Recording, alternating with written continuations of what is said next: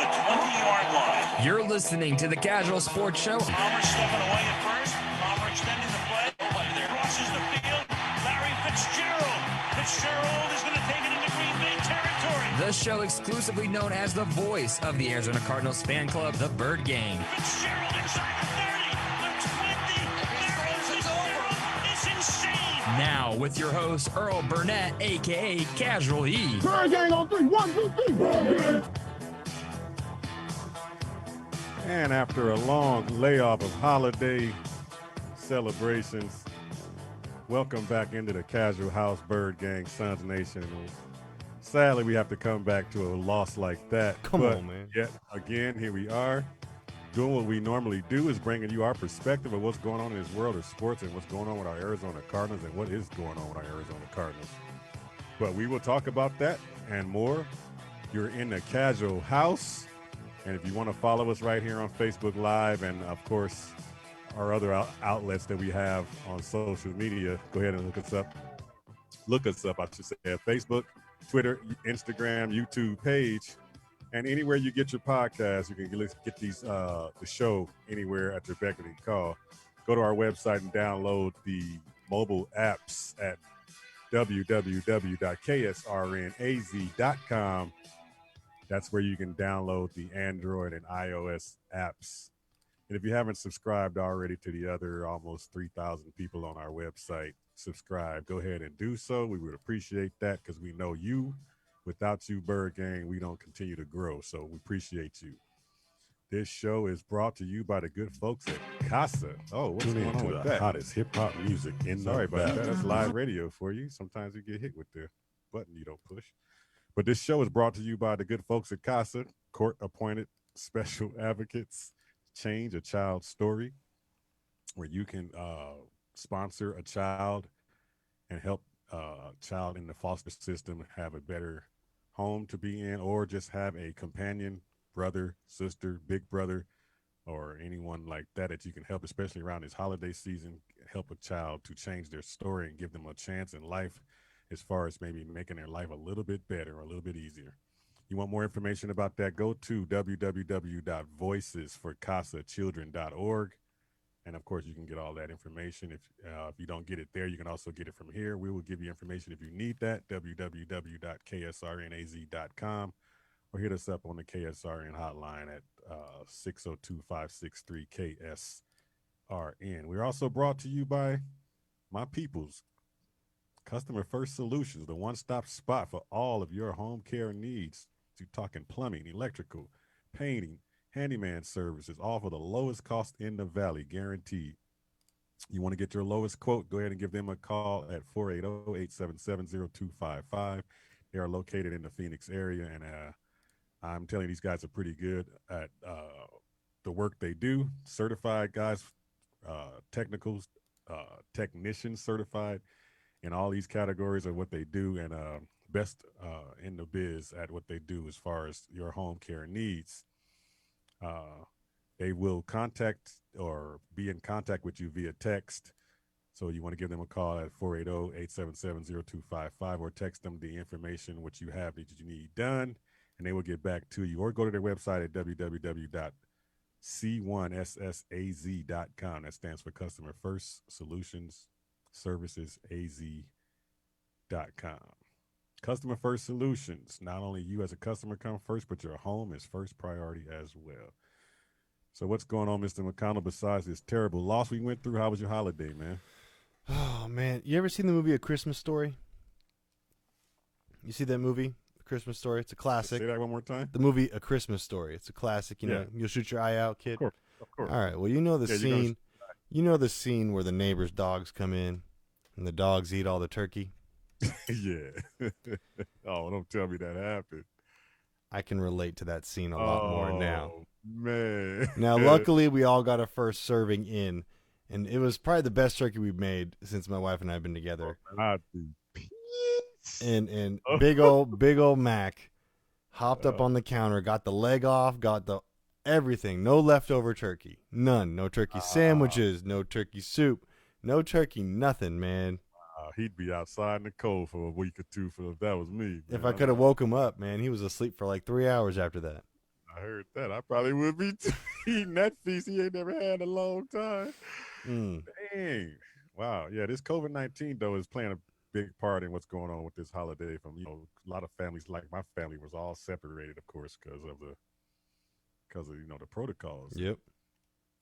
I pretty much was at home alone with my girls, and my wife and her family went, their little spot where they were. So it was all like a separated thing. It was really, really awkward and weird, but a lot of people took offense to a lot of things too. But that's how it goes with this family thing. You get your stuff go down, and people, take things because of, but this is just where we are in today's world. I mean, my girls are terrified of this dang old virus. They didn't want to go outside the door. So, as a parent, I was going to protect them anyway, but you kind of felt bad. I didn't want to just leave them, not be around them. So we did the separate thing, and it was kind of weird. But like I said, COVID-19, this 2020 has been that way. We saw it. We see it in sports every day. Like as of right now, we see a bunch of crazy stuff going down in sports with it, and it's spiking like crazy. And we need to take this thing a little bit more serious. But who am I? I'm just one man speaking.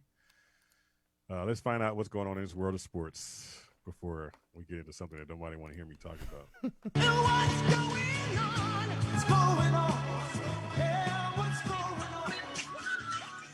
What is wrong with this thing? It's playing like double time when I play something. This But just what's going in. on? Earl's computer is jacked. somebody hacking me or something, man. It's the Russians, man. I tell you. I gotta keep an eye on this thing, man.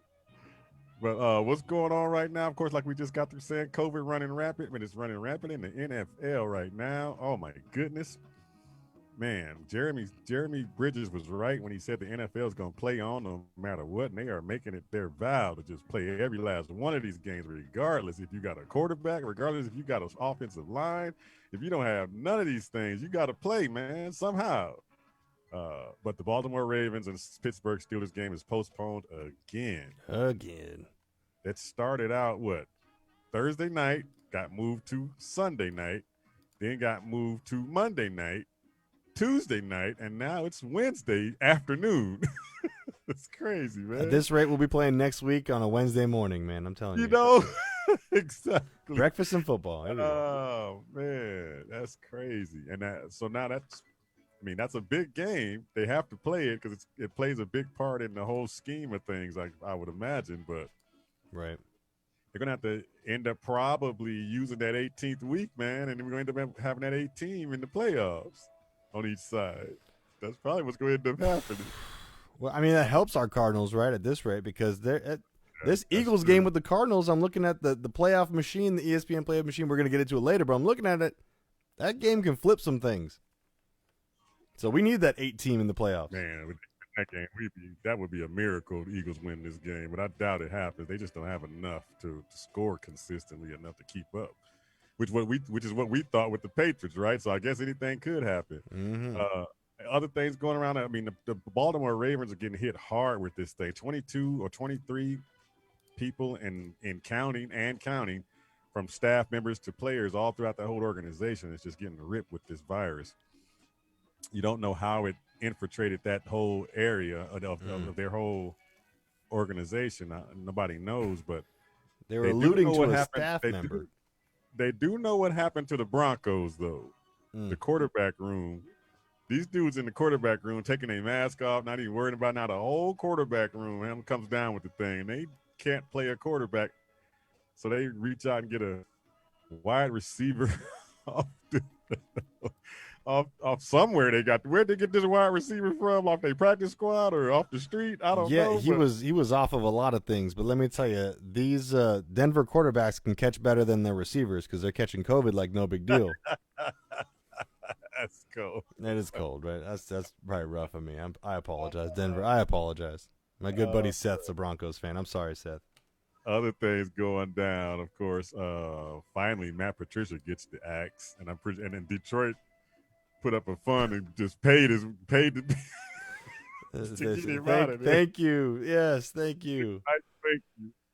Wow. Oh man, that's something else. But he should have been gone a long time ago, probably. The next question is, when is Adam Gase and Nagy following behind him? Really, he ain't. I don't know. He got some pictures on somebody in that organization. He's So- still there. Every time you say Adam Gase, my eyes just go black and they get wide, and I don't know what happens. I got the Adam Did Gase you look hear going his on. latest press conference when he was trying to justify that he was not making the play calls anymore, and he got caught telling a lie that he was still making the play call? Man, that New York media ate him alive in that press conference. They was like, "We watching you on the sideline. Your assistant coach didn't make no plays. He ain't doing anything. He's just sitting there." I was like, he got caught. He's still doing the play call. You're never going to be successful as a coach in New York, ever. I don't care if it's sport. I don't care if it's badminton. The New York media will destroy you. That's just what they do. Right. Speaking of New York and speaking of not being successful at another sport, my man, Nate Robinson. Man. Ow. Ouch. Man, how you get, first of all, I love what Gamble said earlier. He said it was so funny that basketball players can't fight anyway. So why would you challenge a dude? That is true. That is true. But the second they're about to fight, Nate Robinson pulled me away. I don't know. Yeah. Wow. Man, but this dude clocked him. I mean, we talking about that dude was snoring. He was asleep, gone. You can't hear from Nate Robinson again in the public eye. You just go into hiding. He kind of manned up about it. He on social media saying some stuff about what it is, but I mean, but you can't just get in. Boxing is an art. Boxing is not something you can just play around with, thinking, "Oh, I could do that." You know, I mean, I played basketball, I played some football. Then I start thinking, you know what? I start looking at, oh man, golf, that ain't nothing. Tennis, that ain't nothing. And I get out there trying to play that, man, that wear you out. Mm-hmm. Same thing, man. You get into boxing. Boxing is an art, man. This dude jumping thinking just gonna be, oh, I could just beat this dude up. He a freaking YouTuber. God, rock. I mean, man, that looked like Apollo Creed when he fell down. It just wasn't in slow motion. That's more of a trap game than playing the Jets, man. That's a trap game right there. If I ever heard of one. Oh, He's just a YouTuber. Rocked. The highlight of that, of course, the Roy Jones and Mike Tyson fight was a joke to me. I don't know. Everybody said it was good, but to me, that was a joke. Snoop was the highlight of the whole thing. He was one of the commentators. He was like, this crap looked like two of my uncles fighting. Yeah. If I knew Snoop was commentating, I would have paid to see that for sure. Yeah, that was the highlight. Snoop, that was the highlight. Snoop can narrate anything. Nature videos, it doesn't matter. Cooking shows, yeah. Right. Yeah, that's too good. He was on point with his, though. But jumping into some NFL, the NFC West is in action tonight. Seahawks and Eagles are going at it like we were talking about earlier. A miracle has to happen if the Seahawks can lose this game. But it plays a part in the whole scheme of things as far as where the Cardinals are going. But after that horrific loss, they still sitting in the same spot they were sitting in, for the last 2 weeks. It doesn't really change much. Yeah, it doesn't change anything as far as the playoff. And I think that might be in their heads a little bit. We still good. It's like, it feels like to me they think they got enough something to play with here. I don't know. Maybe that's just me, but it just feels like they just think they got something they can, the some Cardinals? leeway where they got some room to mess up here and there. But nah, they don't have no room for that. You got to keep winning, man. You never know what's gonna happen in this league. Yep. But teams like the Vikings and the 49ers are starting to come on, man. And I told y'all that Vikings team always does this. They do this every single year. They come out slow, looking like the sorriest team in the NFC. And the next thing you know, they flip the script and they are on a roll. Yeah, they're the Chargers of the NFC. Yeah, so they got to look. They're right there ahead of us. I mean, behind us, one game. We lose this next week's game if it happens, and we tie with them, or we tie with the 49ers. Oof! Now it gets really dicey. Yeah. But man, and some of these teams are getting healthy. The Seahawks get Chris Carson back. 49ers got Richard Sherman back. They're starting to get stronger. And here we are, still kind of trying to figure out some things. But we're gonna get into the Cardinals talk because, man. Let me shut down what's going on because I mean that's definitely the question. What is going on, bro? What is going on? I mean, here we are. 17 points. We scored 17 points. That's our lowest scoring output so far this year. 17 points. On the script, we went 10 early. Usually we don't score early. that's my point. 17 points, and we only scored, and 10 of that was the first, 50 or 7, 8 minutes of the game? Yeah. So what did we do the rest of the game? Kicked We it thought away. we were going to walk in there and just walk right out of there and walk out of there with a win. That's what we thought we were going to do, just go in there and they were going to lay down for us. Mm-hmm. But, oh, man, the Pats could have been put away, man. We could have put them away and got them out of everybody's misery, put them out of the misery, put them out of everybody's – you get them out of everybody's mind, like, please get rid of them. You know, dropping the 4 and 7 would have put them out of the whole thing. They would have been done, cooked, finished. Kaputski. Cardinals couldn't, close the deal. But Sean, let me ask you this though, man. Let me ask you this: if I told you, if you just came back from under a rock, or got spaced out like Nate Robinson got spaced out, Yeah, I do that. and you woke up. And I told you, hey, man, one team had 179 total yards and the other team had 298. You would definitely believe that the 179 team lost that game, right? Mm-hmm. Sorry, man. 179 total yards. We get beat. The Cardinals get beat with 179 total offense. And not even mention that Cam Newton was horrific. 50% of his passes, 84 yards. 84 yards. Two I repeat, picks. that is not the first quarter. That is not halftime. That is the full game, 9 of 18 for 84 yards, 2 picks. And their leading rusher had 47 yards. And a quarterback rating of 23.3, and we lose. Are you kidding me? I can't even get over that. That's like, that don't even make sense. That's like almost Twilight Zone stuff. It's like, are you kidding me? Man, we got off to that good start, like you said. I mean, we don't get off to good starts to begin with. Now we finally get off to a good start. We don't know how to act. So this team is really mentally screwed up, mentally just gone. I mean, and a lot of that, like I keep saying, it's got to point to your preparation from your coaching staff. A lot of that stuff, man. Their minds are just not ready to play games. They figure that they accomplished what they came there to accomplish, and their accomplishments was to start fast. They figured they did it, and now they have to stop playing. It just seems that way. This team is just mentally weak, man. What's the deal? They get off to that start that they wanted to get off to. They get up 10 points, 10-0, and what changed the game? Special teams decide not to show up At all. at all. On any phase. You give up a 50-something yard kick return, and that's on Zane too. You kick the damn thing out of the back of the end zone. First of all, why are you putting it on the goal line? And he's leading the league in doing that, I believe. There was a stat in that game that he's one of the top ones that can't seem to get it in the end zone. Yeah. Kick the ball in the end zone.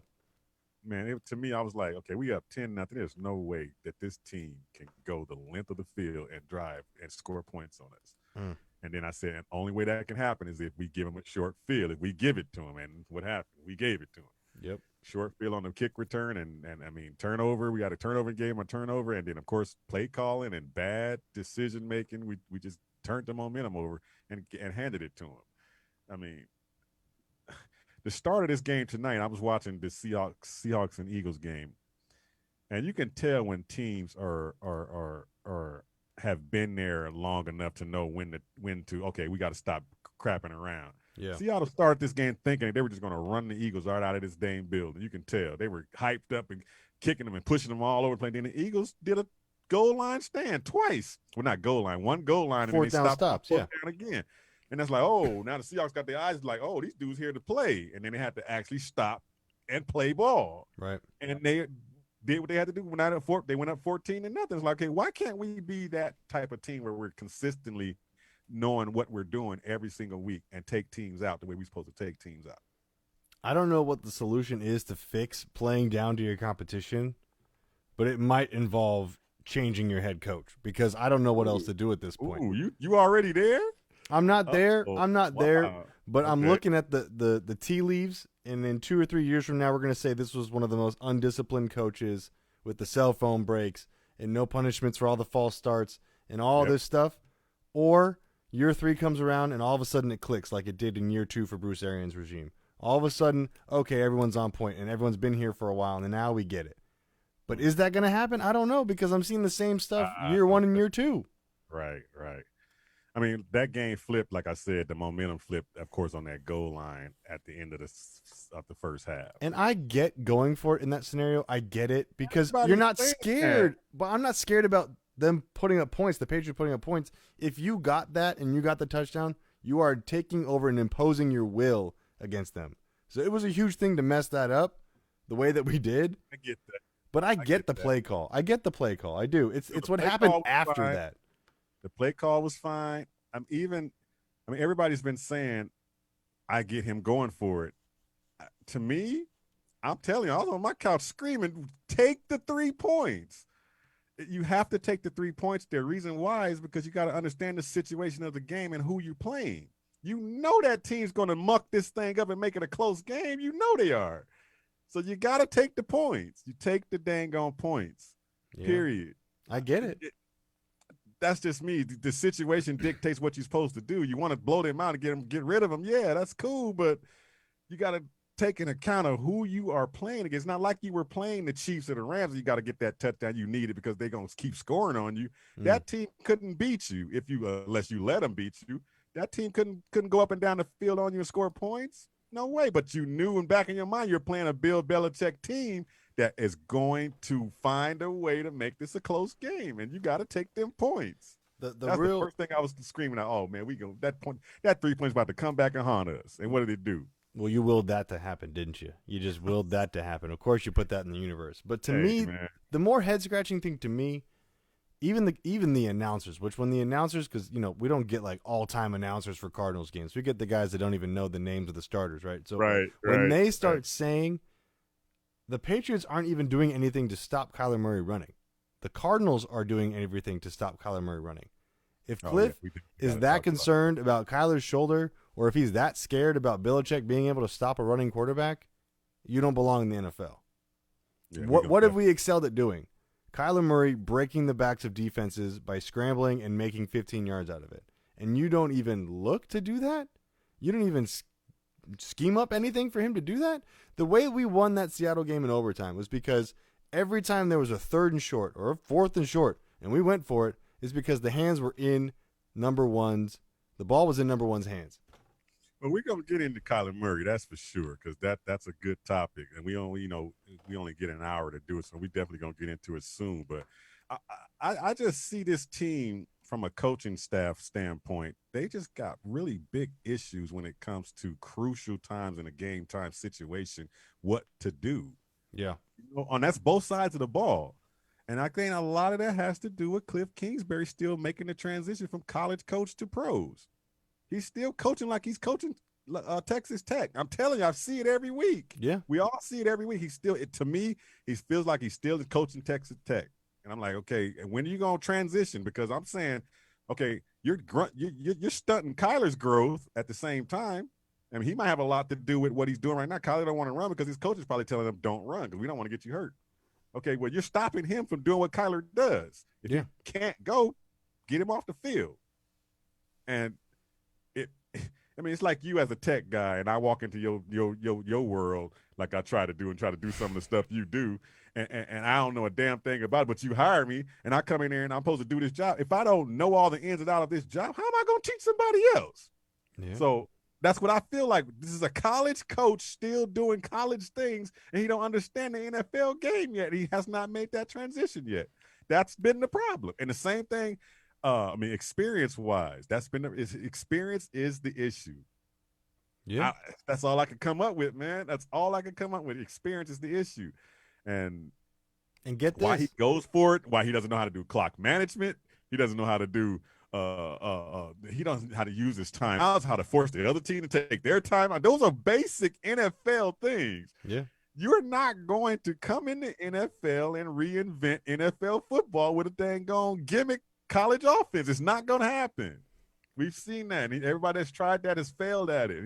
He's failing at doing it. Even though he did add in the running game, we know that he added that, but still, you can see some of his formations, all these little gimmicks, lineups, and all. Dude, get Kyler under the freaking center, line up, and get off the ball, and let's do some NFL football. Because get this, you know how you stopped the Patriots this year? Do you know how you stop? You put their offense on the 25 every time. Thank you. Because look at this. They all scored. Every score that they had was from 46 yards and under. Right. They had that short of field every time they had the ball and scored. It was that short. Every time they didn't, they gave the ball back. Vance Joseph was the MVP coach of this game. Can you believe that? That defense played great. Until late in that game. I'm not going to be mad at that. At that point, Because so many short field advantages to the other team, you can only do so much. Yeah, that's true. That's true. I mean, you got to take advantage when he gives you the ball back. His defense did that all day. He gave you the ball. The offense just wasn't there to capitalize on what they did on defense. But like I still said, I think that the moments of the game, the situation has to dictate what you do, from down and distance to what's happening during the game up to that moment, of that point in the game. I mean, who you're playing and who you're playing against, time and clock management, timeouts, how to force the other team to use their timeout on both sides of the ball. They're having issues with coaching, and that is from inexperience in the NFL, and they are being exploited by every team that comes in and plays them. And that last drive, you would think that having Vance Joseph in your squad as a guy that's had some coaching experience, you would think that would help Cliff. Yeah. Somebody's got to come in and help him in the fourth quarter because he don't know what to do. Look at this last drive. One pass. Right. What did I just say? How do you beat the Patriots? You put him on the 25. Pass the ball and score. Who cares about the clock? Why are you afraid of the Patriots with 30 seconds left or 45 seconds left? Just score the ball. Right. Go deep, sideline Hopkins, clock stop or not. Who cares? Right. Who cares? It's the Patriots this year. They can't move the ball if they wanted to. 47 yards rushing and 48 passing or whatever it was, 84. I'm not worried. I'm not threatened.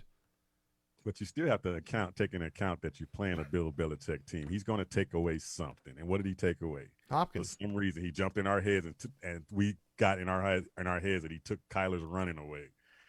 And everybody reacted to that. And I'm gonna tell you what I think of, like you talked about Kyler earlier. Kyler, to me, this is just only one man's opinion. I can only give my opinion, what I see on tape and what I see with my own eyes. And what I can see is what they call in basketball the yips. Oh yeah. I think he got the yips. I think he's a little rattled because Seattle the week before rattled him. And when I say by rattled him, I'm not talking about him running and taking hits. He got rattled throwing the ball and just getting hit after he threw. They were landing on him, and that's how he got his shoulder. They just landing on him all their weight and trying to be physical with him and hurt him. Not, trying to hurt him, but physical with him to make him feel this game. Yeah. And now that's in his head. You can tell when he's throwing the ball. That's why we don't get the ball downfield anymore. We don't throw the ball deep anymore because it's quick. Get it out. He don't want to touch that. He might not have that depth, but he's also not throwing off his back. I mean, he is not set. He is throwing right, falling back. Not technical sound. His technique is gone out. He's not doing anything he's not stepping up into the pocket. He's scared to step up because he figures if he steps up, he's going to get hit. Yeah. So, and see, this is where coaching comes into play. When you got a quarterback that's like that, and you played quarterback, Cliff, or at least tried to, you played the position, you should still know the techniques and what it takes for him to be a successful quarterback.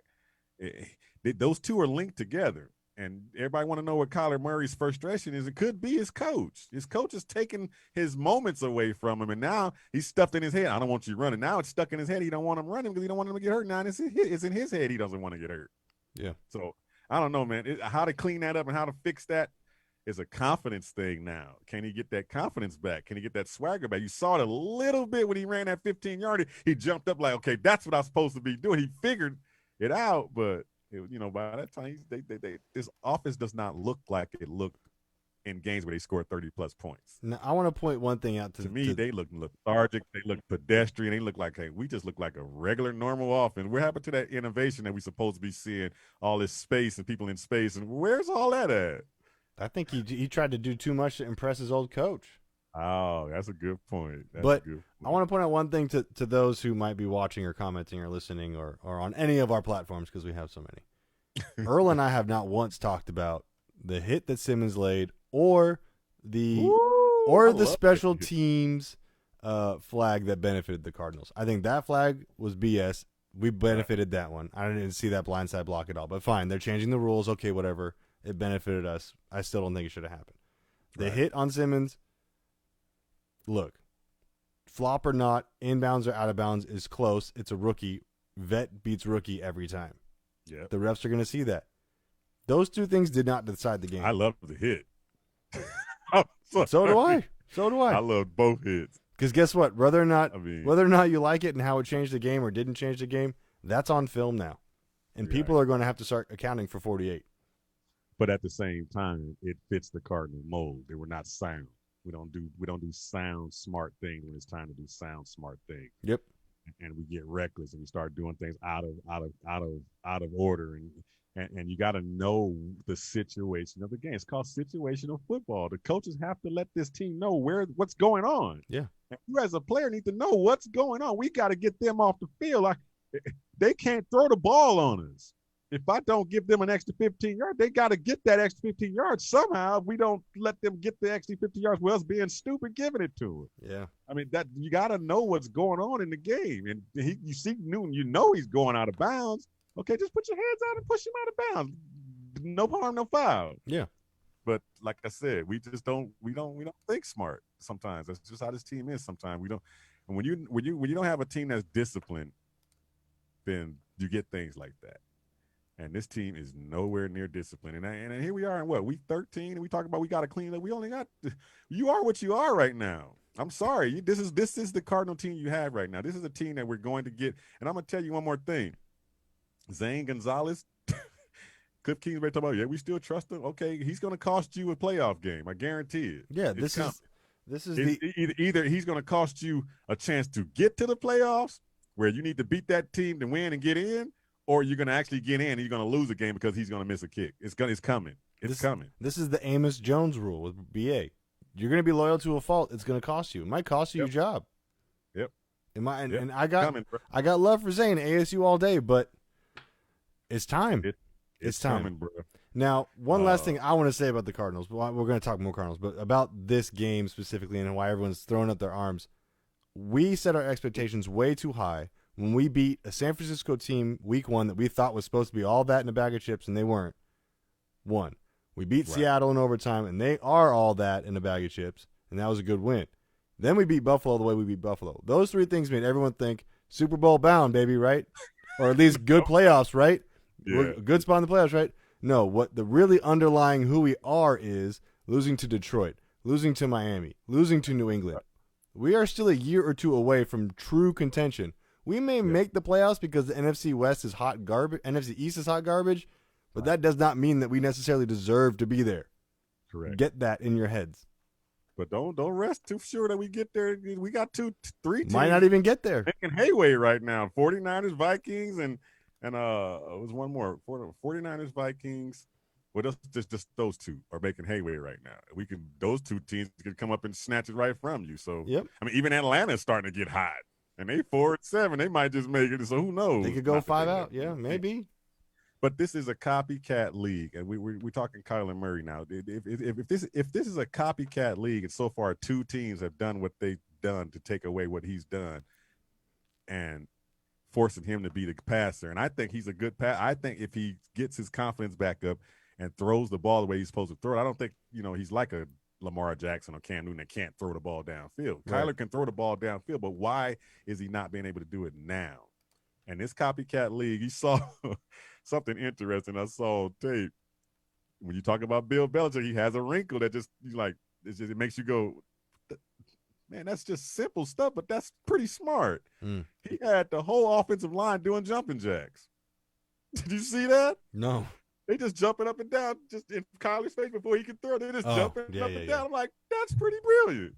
He's a 5'9" quarterback. You can't see a damn thing. So it's like they're just jumping up and down on the offensive line. I said, that's going to be copied. I'm telling people are going to copy that. And if he can't throw the ball downfield and they're starting to distract him with that and he can't get the ball over nobody, what's that going to do? Is force you to run. You're going to be confused on not knowing where to go with the ball. I thought that was interesting. I was like, wow. And he couldn't throw over and they were knocking balls down and he was like struggling, trying to figure what was going on. And all they were doing, jumping up and down in the front line. It's going to be a problem when the only way Kyler can get a pass off is by scrambling to the sidelines. Right. That's a big problem. That is and the offensive line didn't really do a good job pass protecting at all in that game. They did a good job with some run in the running department when Kenyon got off a little bit and had 138 yards rushing as a team, but the pass protection was bad. I mean, Kyler was snapping the ball. They were right there in his face. I'm like, wow. I mean, that Patriots pass rush wasn't that dang great, was it? No. I don't know. Scheme wise, whatever Belichick was doing, they had the Cardinals just stumped on the offensive line. So I don't know. I mean, Kyler is really confident. He's a really confident dude. I get it. I mean, hopefully he can get back to what he was doing the first few games of the season. I mean, before the last 2 games, and that's being confident, throwing the ball down the field. We have to take shots down the field. We have to. I mean, you got that weapon out there for nothing. I mean, that's not gonna work him 5 catches for 55 yards. That's not gonna get it done, man. That's gonna get him frustrated. Yeah. That's gonna get him like, okay, shoot, I did this in Houston. Matter of fact, at least they threw the ball downfield to me in Houston. We got to get the ball downfield to this dude, man, regardless. I don't get it, man. Cliff Kingsbury is playing scared. He's calling plays scared. He don't want to get his quarterback hit. He's scared. And the team looks scared to go out and attack people. Yeah. When in reality, we should be playing a track meet against a lot of teams. We're so darn fast. I mean, you saw Isabella. We actually had a little sweep play that worked with the wide receiver. I mean, that actually worked because Isabella's fast. We have fast players, fast quarterback. We got a guy who can play every sideline. We've got an aging goat that can catch anything. I mean, aging goat. There is nothing that this offense can't do except for get in their own heads. Yeah. I mean, they get in their own heads and they ruin their own game plan every time. Getting in their own heads. I think what is this team's MO? They've been going through every game, making mistakes, right? And so now they're playing not to make mistakes, and you can tell they look like they're being too careful on offense. It's the weirdest. Not to make the mistakes because they have been making so many mistakes. Has been their Achilles heel. Now it's pressing in their heads. I don't want to make that mistake. I don't want to make that mistake. And it's like they just look dead. It's the weirdest thing when our defense outperforms our offense, right? That never happens.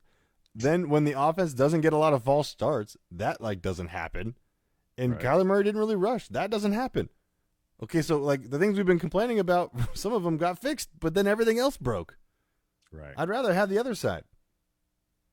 I know. How do you fix? I mean, this is a simple question, but how do you fix if you're a coach that doesn't know how to game manage at the end of games? And you're the coach, it's coming through you regardless. How do you have to be the one to fix it? How do you fix that? Or is it just going to be one of those things where you're just making the transition from college to pros? It has to just go as you go, and year in, year out, as you just grow as you go, and you got to have a bunch of losses and a bunch of adversity to learn it. Or do you bring somebody in and turn the play calling over to somebody that does understand it? Maybe. But what names are you looking at? I heard Lockon Ford throw something out there that the Cardinals may be in line of getting rid of some defensive coaches. So I'm like, okay, I don't think that's Vance Joseph already yet. I don't think so, but who knows? Right. I don't think Buckner needs to go. The defensive line hasn't been the issue. Right. So, and that's been depleted as far as a talent standpoint. I mean, that's been where we've gotten all our injuries is on the defensive line. So I think Buckner stays. Cliff is sticking to his guns, and let's just hypothetically speaking, man, what happens if the Cardinals lose out? Is that like Cliff going on the hot seat? I mean, it's got to be looked at. You only won 5 games last year. Now you're sitting 1 game over last year. I mean, that's improvement, but is it really improvement? You got more talent than you had last year. I mean, it's supposed to be a lot better, right? You're supposed to be more significant in, a significant improvement, not just notch little by little by little. So does that point? That it has to point to him, right? It has to. And I don't want to be a Cliff Kingsbury, beating him up, but it has to point. This is why you don't hire inexperienced coaches to be head coaches. This is why. if the Cardinals had an experienced head coach that understands the philosophy of the NFL game, 2 wins are at least still on the board that they hadn't lost. Yeah. At least 2. You'd be 8-3 right now. At least. This comes down to the coach, man. I'm sorry, it is. And yeah, the players have to do all the deal and players have to execute, and I get all of that. But the concepts and the what you're teaching and what you don't teach, and all those things are making a difference on the field. Yeah, and what plays you it call points and to when you him. call them. Yeah. This is why you don't. Right. This is why you go for the guys that has some significant experience in what they're doing. Hire a coach, and if it's going to be an assistant coach, let it be an assistant coach in the NFL. Bring him up. At least they know some NFL. Don't just go grab the college dude and place him in a spot that he ain't never been at. Yeah. That don't make sense. I mean, it made sense at the time we did it because everybody was all hyped up about getting the next Sean McVay and blah blah blah. But Sean McVay did some assistant stuff in the NFL. Right? He didn't just come directly out of a college team, and you can, like you said earlier, and I don't want to keep taking up but you said earlier about the cell phone thing, and that's all kid stuff, man. That's college stuff. Mm-hmm. You got to bring that up to the pro level, man, and make these dudes accountable because they're not accountable. They feel like they're in college and hey, they ain't got nothing to lose. So it's crazy, bro. Who would you? It's got to be the coaching, man. I'm sticking to that because apparently Steve Keim is playing the Bachelor instead of playing GM. He's trying to matchmake coach and player, right? He's playing Bachelor, right, giving Kingsbury the rose. Here are some offensive coordinators. Would you rather have instead of Kingsbury?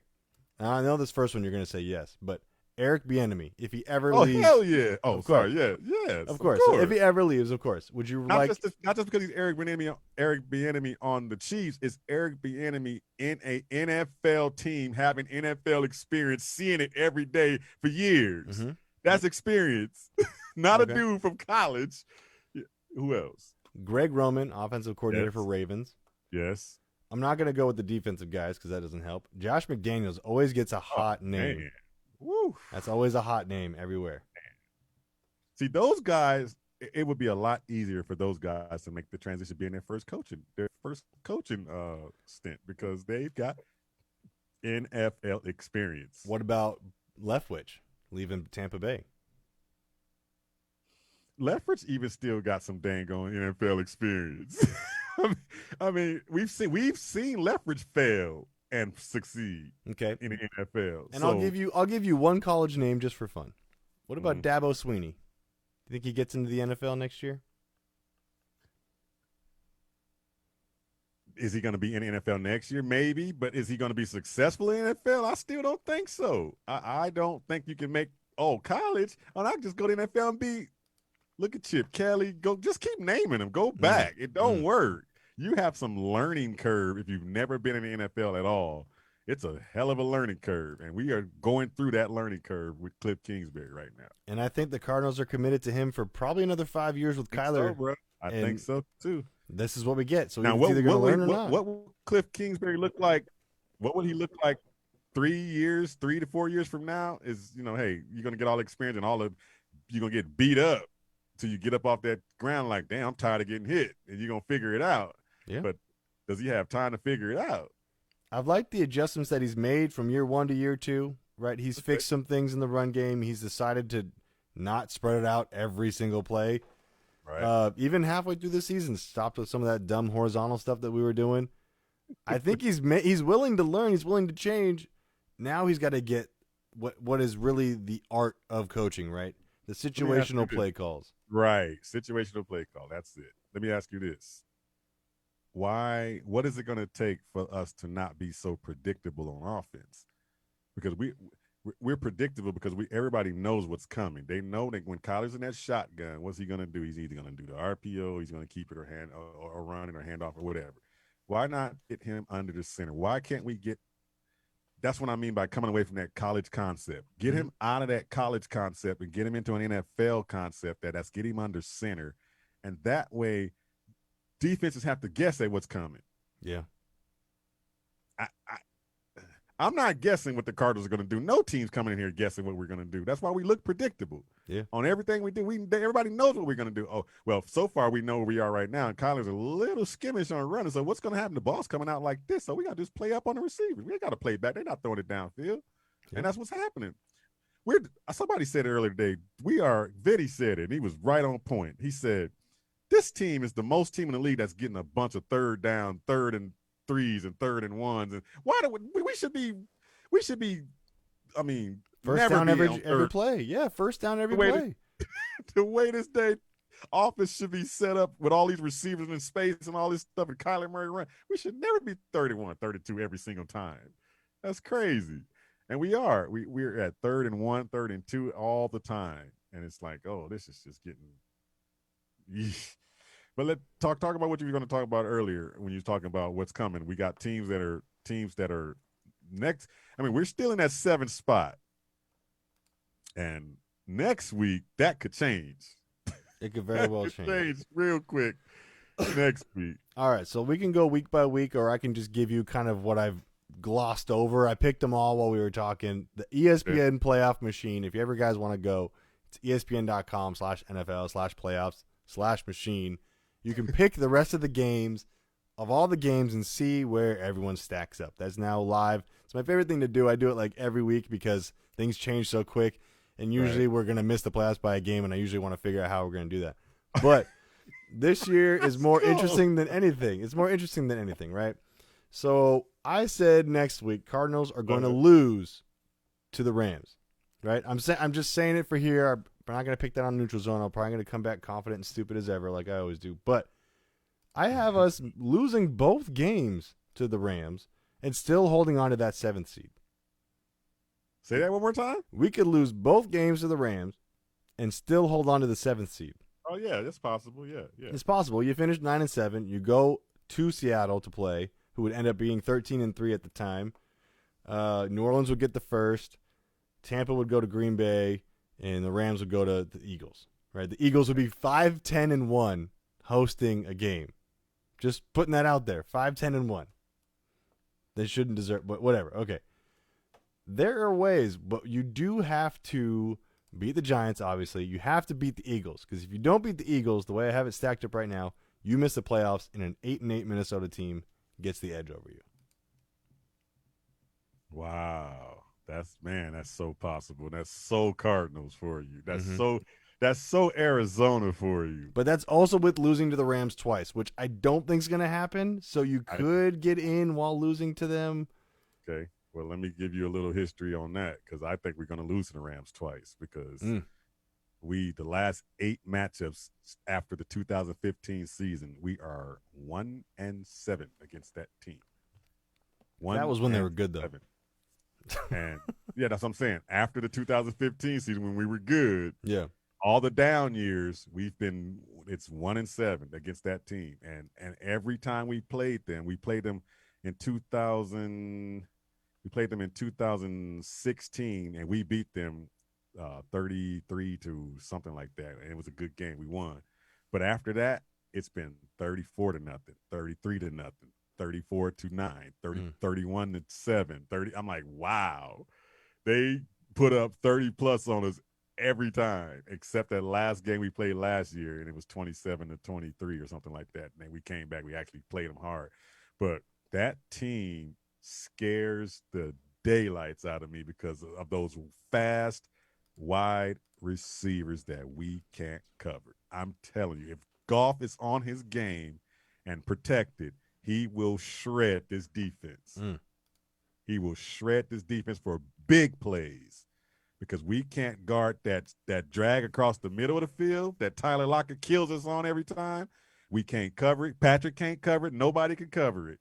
And when those little small guys like Woods and Cooper Kupp was going to eat us alive all day long with that crossing crap. I'm telling you, this team scares the crap out of me because we can't cover. And the only thing that we can do is score with them and try to outscore them. But if Kyler's got the yips and not wanting to run, and look like we looked in that New England game, we're going to get shellacked at home and in the Rams stadium. With a way better defense. with exactly, and that's the reason why I don't think we can match up because that's a playoff team.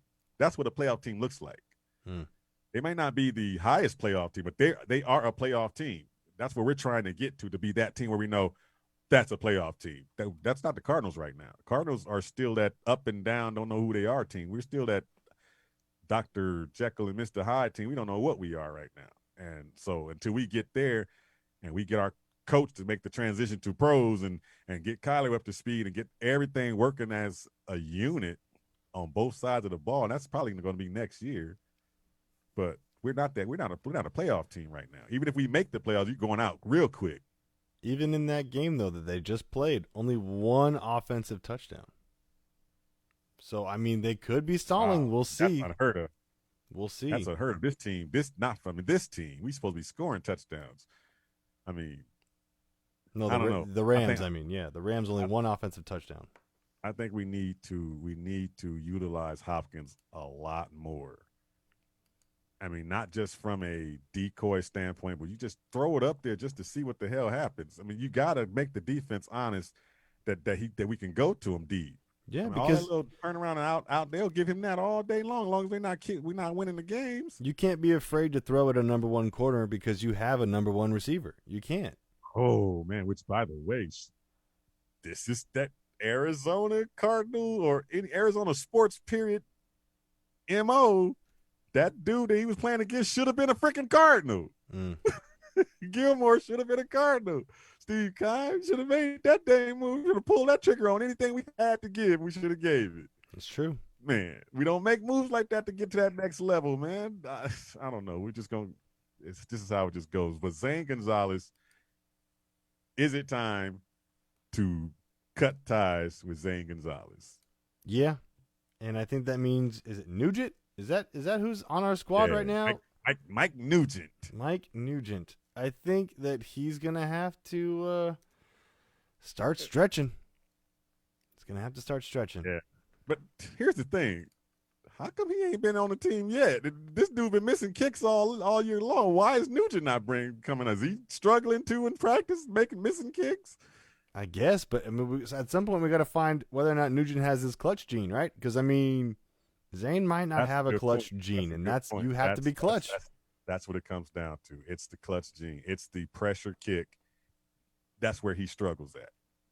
We had a listener ask that question a couple of weeks ago. What about Zane Gonzalez? Yeah, and I said it last time when he asked. That dude don't make pressure kicks. He chokes in pressure time, and he did the exact same. I'm telling you, nobody in Arizona, maybe just some of the casual sports fans, no pun intended, but the casual sports fan going, oh, he's going to make this kick. But everybody that's a real Cardinal fan knew he ain't making this kick because I knew he would. I said, and I even told you where it was going.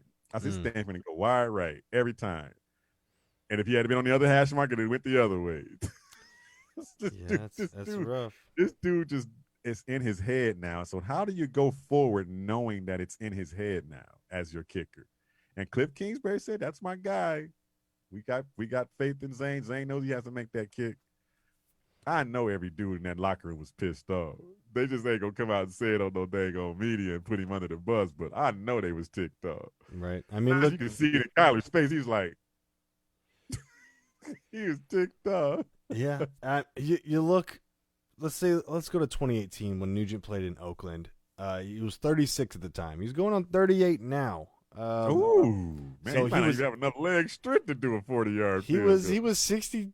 He was 6 for 6. 52 was his longest. But then the next year he was in New England. 37, 62% field goal percentage last year. I think that might be why. I think the age is up there. Yeah, there's just not kickers available right now. There just isn't. But look at it overall though, because Zane Gonzalez's career 40+ field goals is 60%. Yeah, and that's horrible. But when you look at Nugent's 15 years of kicking 40+ field goals, he's 79%. So I take that 79 over 60 any day. I'm not blaming you for doing that. I just mean, maybe we don't cut field goal Zane. should be easy. Maybe we don't cut him. Maybe we just lace them both up and See what happens. 40-yard field goal should be easy, though. Don't you should. think? I mean, for a field goal kicker. I mean, I just watched tonight the freaking Eagle kicker missed the extra point. Like, how the hell do you miss the extra point? I mean, kickers are just a waste of time, man. Sometimes you like, is there another way we can put those that extra point up there or something? Of where all you the times, throw the ball through a circle or something. all those times I was saying, you know what, we shouldn't get rid of the kickoffs. Let's get rid of the kickoffs too, because that's not helping either. Right. Yeah, but this next week's game is just, man, it just I don't, man. I just picture a blowout. I do. I don't know why. I just picture that when every time this team has to have the heart to stand up to the game that's your biggest game that you need, they just don't have the heart to stand up and get that biggest game. And I got a feeling that the Rams are already hungry and ticked off to begin with, and they're in your head because they got your number already, and they're gonna come down in there and just own the spot like they always do. They go own the spot, and if they take us out, that's 6-6. And then looking at next week's games, the teams that are ahead of you, the Vikings are playing the Jacksonville Jaguars. That's a win. And that's going to be a win, people. Although that is kind of like the Vikings too. We like to rag on the Vikings. They'll slide you one of them those little, we just had a lull and let a team beat us that's not supposed to beat us. But the Buccaneers are going to be on a bye. They're coming in as they'll be 7-5. And which is really key because the Buccaneers still hold that 5th seed, but could drop out of that 5th seed. They don't look that great either. If the Cardinals can beat this dang on Ram team, we can drop in that 5th spot. Yeah, they don't look that which great is either. really crazy. Oh, the 3rd spot, I should say. The third spot. But I don't know. Falcons are coming on. They're 4-7 right now. They are hot right now, but they're playing the Saints. That'll be over with. Their hopes will be done. 49ers are playing the Bills in our stadium, which is going to remind the Bills the last time they were in our stadium what happened. So hopefully some magic will happen in that one. But the 49ers, I think, right now are playing defense where they up to par now. And so I don't see the Bills just running up and down the field on them. But can they offensively stay with the Bills? I don't think so. I think the Bills should win that game. But we got to hope the Bills win that game because if we lose this game to the Rams and the 49ers win that game, we'll have the tiebreaker with the 49ers. But still, with one game left to go that we have to play them, and that could be for a playoff spot, might as well write it off.